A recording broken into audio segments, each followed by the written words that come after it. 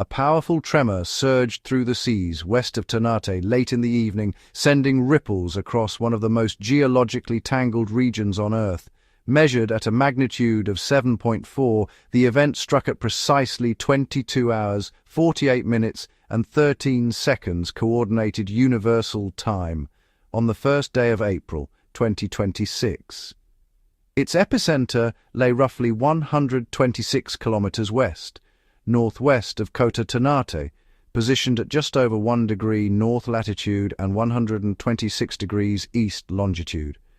Beneath that quiet patch of ocean, about 35 kilometers down, forces that have been building for years suddenly shifted. The immediate question now lingers with quiet urgency. Was this release enough, or merely a prelude to something larger? Could deeper stresses still be waiting, locked and accumulating beneath layers of oceanic crust and hidden slabs? And how does a quake in such a complicated tectonic setting reshape the risks for the surrounding islands? Initial reports identified the shaking as strong but unevenly distributed. Communities closest to the source experienced abrupt jolts that rattled structures, disturbed coastlines, and disrupted communication lines. Farther away, the motion softened into long, rolling waves, the kind that remind residents of their constant proximity to shifting plates.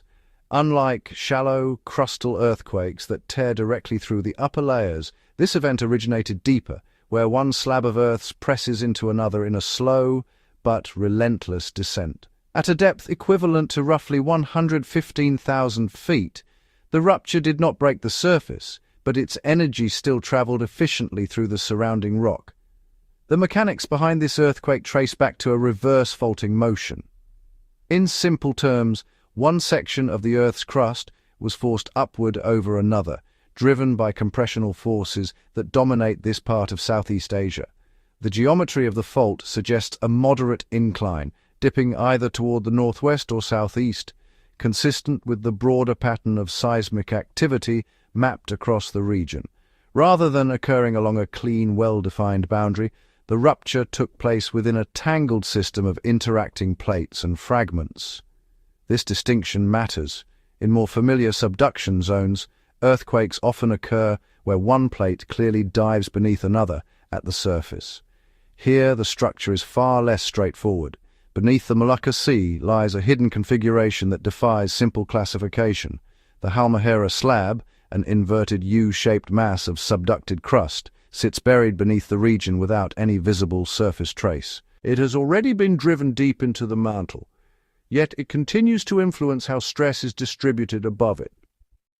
The April event appears to have occurred near the interface between this submerged slab and the overlying sunder plate. However, it does not fit the pattern of a classic interface earthquake, where two plates slide directly against each other along a clearly defined boundary. Instead, the motion likely took place along a fault embedded within this layered system, shaped by forces acting in multiple directions. That complexity is amplified by the presence of several major and minor tectonic players converging in the same area. To the west lies the Sunder Plate, a vast structure extending beneath much of Southeast Asia. To the east and northeast, the Philippine Sea Plate pushes inward, while the Pacific Plate exerts additional pressure from farther out. To the south, the Australian Plate contributes its own movement, adding yet another dimension to the ongoing convergence. In between these giants, smaller fragments, often described as microplates, shift and rotate, responding to the stresses imposed upon them. Among these are the Molucca Sea Microplate and the Bird's Head Block, each playing a subtle but important role in how strain accumulates and releases. At the location of the recent quake, the relative motion between the Sunda Plate and adjacent structures proceeds at a rate of about 100 millimeters per year, roughly 4 inches annually. That may sound modest, but over time it represents a significant buildup of energy. Decades of gradual movement can lock sections of crust together, preventing them from sliding smoothly. When that resistance is finally overcome, the result is a sudden and sometimes violent release, as seen in this event. Although earthquakes are often plotted as single points on a map, their true nature is more expansive. A magnitude 7.4 event typically involves the rupture of a fault zone extending tens of kilometers. In this case, the slipping region is estimated to measure about 70 kilometers in length and 35 kilometers in width, equivalent to approximately 43 miles by 22 miles. Within that area, the crust shifted by several meters, redistributing stress both locally and across the surrounding network of faults. Historical patterns in the region offer important context. Over the past 50 years, at least 9 earthquakes of magnitude 7 or greater have occurred within 250 kilometers of this latest event. One notable example took place in January 2007, registering a magnitude of 7.5 and located just 13 kilometers southwest of the current epicenter. Despite its strength, that earlier quake resulted in relatively limited damage, partly due to its offshore location. It did, however, cause several fatalities linked to ground shaking and produced minor structural impacts on nearby islands, including parts of Sulawesi. The predominance of oceanic settings in this region has often acted as a mitigating factor, reducing the direct impact on densely populated areas. Yet this same characteristic introduces other risks, particularly the potential for underwater disturbances to displace large volumes of water. While not every undersea earthquake generates a tsunami, the possibility cannot be dismissed outright. The depth, fault orientation, and amount of vertical displacement all influence whether significant waves are produced. In the case of the April event, the reverse faulting motion does involve vertical movement, but the depth and specific geometry may have limited its ability to generate a major tsunami. Even so, the aftermath of such a quake extends beyond the initial shaking. Stress changes propagate through the crust, altering the conditions on nearby faults. Some may be brought closer to failure, while others experience a temporary reduction in stress. This redistribution can lead to aftershocks which may continue for days, weeks, or even months. These smaller quakes, while generally less powerful, can still pose hazards, particularly to structures already weakened by the main event. The question of whether a larger earthquake could follow is not easily answered. In many cases, a significant quake relieves accumulated stress, reducing the likelihood of an immediate larger event in the same area. However, in regions as complex as eastern Indonesia, interactions between multiple faults and plates can produce less predictable outcomes. The presence of deeply buried structures like the Halmahera slab adds another layer of uncertainty.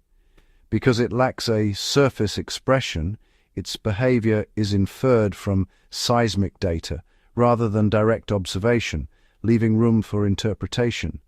Geophysical measurements indicate that the broader system remains highly active. The convergence of major plates continues unabated, and the intricate arrangement of microplates ensures that stress is rarely distributed evenly. Some segments may be creeping slowly, releasing energy in a steady manner, while others remain locked, storing potential for future earthquakes. The recent event provides a snapshot of this ongoing process, a moment when one part of the system adjusted under pressure.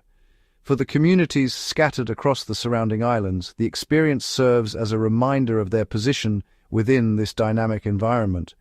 Building sway, infrastructure is tested, and daily routines are interrupted, even when damage is minimal. Preparedness measures, building standards, and early warning systems all play a role in mitigating the impact of such events. Yet the underlying forces remain beyond human control, operating on scales of time and energy that dwarf everyday experience. Seismic networks across the region and beyond quickly registered the quake, analyzing waveforms to determine its location, depth, and mechanism. Data from these instruments contribute to a growing understanding of how earthquakes behave in complex tectonic settings. Each event adds new information, refining models and revealing subtle patterns that might otherwise go unnoticed. As aftershocks continue to ripple through the area, attention remains focused on the evolving situation beneath the surface, the interplay between the Sunda Plate, the Philippine Sea Plate, and the buried Halmahera slab continues to shape the seismic character of the region. The April 1st earthquake stands as a significant episode within that broader context, a release of energy that raises as many questions as it answers. The pattern of activity in the Molucca Sea suggests that this will not be the last such event. With multiple plates converging and interacting, the conditions for future earthquakes are firmly in place. The timing, location, and magnitude of those events remain uncertain, governed by processes that unfold deep within the Earth. For now, the focus remains on understanding what has just occurred, tracking the aftershocks, and assessing how the balance of forces may have shifted in ways not yet fully visible. Seismic waves from the main event had already traveled far beyond the immediate region, passing through layers of differing density and composition. As they moved, they changed speed and direction, revealing details about the structure beneath eastern Indonesia. Some waves slowed as they passed through softer materials, while others accelerated through denser rock, creating a complex pattern that researchers rely on to map unseen formations. The signals recorded from this earthquake added another data set to an already dense record of seismic activity in the Molucca Sea, reinforcing the understanding that this is not a static boundary, but a constantly evolving system. The redistribution of stress following a major earthquake is rarely uniform. Along certain sections of nearby faults, the pressure may have increased, bringing them incrementally closer to failure. In other areas, the release may have reduced stress, delaying future activity. This uneven adjustment creates a shifting landscape of seismic risk, one that cannot be fully captured in a single moment. The April 1st event likely altered conditions across a wide radius, potentially influencing faults both near and far from the original rupture zone. Beneath the surface, the inverted structure of the Halmahera slab continues to play a defining role. Its presence creates a layered configuration where slabs of crust interact in unusual ways. Unlike more straightforward subduction systems, where one plate descends beneath another in a clear direction, this region features overlapping and opposing motions. The Halmahera slab curves downward and inward, forming a structure that channels stress along paths not always aligned with the surface geography. When a rupture occurs within or near this system, the resulting motion reflects those hidden complexities. The scale of the April earthquake also brings attention to the concept of seismic coupling, the degree to which two interacting plates are locked together versus sliding past one another. In strongly coupled regions, stress accumulates over longer periods, often leading to larger and less frequent earthquakes. In weakly coupled zones, movement may occur more gradually, producing smaller but more frequent events. Eastern Indonesia appears to exhibit a mix of both behaviors, with some segments releasing energy steadily while others remain locked. The recent rupture suggests that at least one portion of the system had been storing energy over a considerable span before giving way. At a convergence rate approaching 100 millimeters per year, the relative motion between major plates in this area is among the faster rates observed globally. Over the course of a decade, that amounts to about 1 meter of potential displacement, or roughly 3 feet. Over several decades, the accumulated strain becomes substantial. When that motion is impeded by friction along faults, the stored energy can reach levels sufficient to produce earthquakes of significant magnitude. The April event represents one such release, though it does not necessarily account for all the accumulated strain in the region. Attention also turns to the vertical component of the movement. Reverse faulting inherently involves uplift, where one block of crust is pushed upward relative to another. Even when this occurs beneath the ocean floor, it can subtly reshape the seafloor topography. Small changes in elevation, spread across tens of kilometers, can influence ocean dynamics, sediment transport, and even marine ecosystems.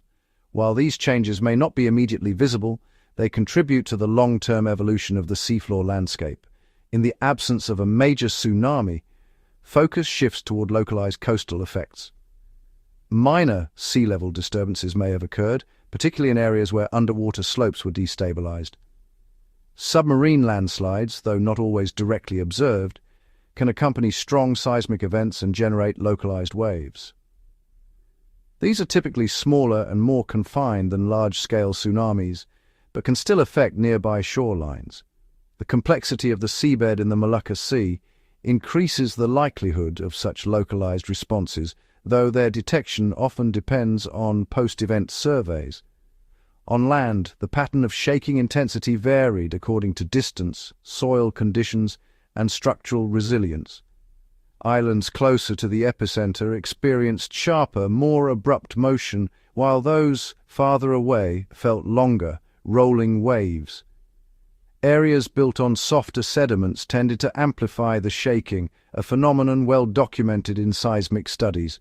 Structures designed with these conditions in mind generally perform better, but variations in construction practices can lead to uneven outcomes even within the same locality. Infrastructure systems faced momentary disruption. Power networks, communication lines, and transportation routes experienced brief interruptions as safety protocols activated. These systems are often designed with redundancy, allowing them to recover quickly after the initial disturbance. However, the cumulative effect of repeated seismic events can strain even well-prepared networks, particularly if aftershocks continue over an extended period. The sequence of aftershocks provides an ongoing measure of how the crust is adjusting. Typically, the largest aftershock occurs within hours or days of the main event, followed by a gradual decline in both frequency and magnitude. This pattern, known as temporal decay, is observed in many earthquake sequences. However, deviations can occur, especially in regions with complex fault interactions. Monitoring efforts remain focused on detecting any anomalies that might indicate a different progression. One of the key uncertainties following an event of this size is the potential for stress transfer to adjacent segments. If nearby faults have been pushed closer to their breaking point, additional earthquakes could follow, not necessarily as direct aftershocks but as separate events triggered by the changed stress environment. This cascading effect has been observed in various parts of the world, where one significant earthquake is followed by others along connected or nearby fault systems. The broader tectonic framework suggests that eastern Indonesia will continue to experience significant seismic activity. The interaction between the Pacific, Philippine Sea, Sunda and Australian plates ensures a constant supply of tectonic energy. The addition of smaller blocks and microplates introduces further variability, creating a mosaic of moving parts that rarely settle into equilibrium. Each earthquake is both a release of accumulated stress and a reconfiguration of the forces at play. Geodetic measurements, including satellite-based observations, provide additional insight into how the Earth's surface is deforming over time. These measurements can detect subtle shifts in position, sometimes on the order of millimeters, revealing patterns of strain accumulation and release. Following the April event, such data will be analyzed to determine how the surrounding region responded, identifying areas where surface movement may have accelerated or slowed. The relationship between depth and impact remains a crucial factor. At a depth of about 35 kilometers, the earthquake occurred within a zone where both brittle and ductile behaviors can influence the rupture process. Deeper earthquakes often produce less surface damage than shallow ones of similar magnitude, as some of their energy dissipates before reaching the surface. However, they can still be widely felt, especially across regions with efficient wave propagation. Over the coming days and weeks, the seismic record will continue to evolve. Each aftershock adds detail to the emerging picture, refining estimates of the fault orientation, slip distribution, and stress changes. This ongoing process transforms a single event into a sequence that can be studied for patterns and anomalies. The data collected will not only inform immediate assessments, but also contribute to long-term models of seismic hazard in the region.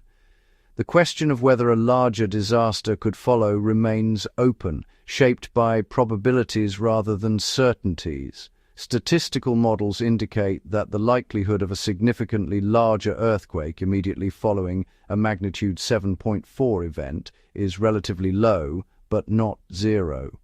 The presence of multiple interacting faults complicates these estimates, as the behavior of one segment can influence others in ways that are not always predictable. Preparedness measures remain a central consideration. Regions accustomed to seismic activity often develop building practices and emergency protocols designed to reduce risk. These measures are tested each time a significant earthquake occurs, revealing strengths and weaknesses in existing systems. Continued investment in resilient infrastructure and early warning capabilities plays a key role in mitigating future impacts. As the seismic sequence unfolds, the April 1st earthquake stands as both a release and a reminder. It reflects the ongoing convergence of major tectonic forces beneath eastern Indonesia, a process that operates continuously whether or not it is felt at the surface. The adjustments now taking place beneath the Molucca Sea are part of a larger cycle, one that will persist as long as the plates continue their motion. Moments like this draw attention not only to the immediate effects, but also to the underlying dynamics that shape the region over geological time.